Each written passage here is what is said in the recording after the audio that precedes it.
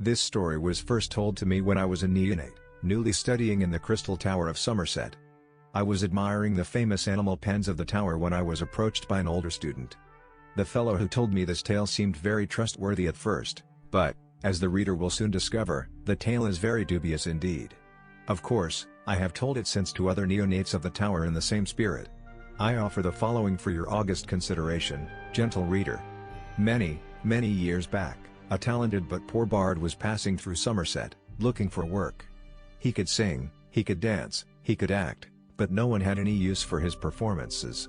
The poor bard was lugubrious, but he still visited the taverns and palaces, day after day, begging for a chance to showcase his talents. One day, dejected from more bad luck, he was approached by a tall elf in a long robe. A magister of the Crystal Tower, in charge of the animal pens. The elf tells the bard of the white ape they made a sell for at the tower, how it had died en route. There was a royal party from Firsthold visiting who had been promised a glimpse at the rare white ape. The magister had a costume for the bard if he would deign to act out the part of the ape for the visitors.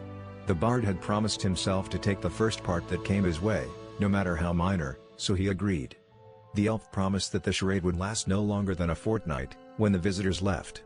For the first several days of the masquerade, the bard did nothing more than sit in the back of the pen.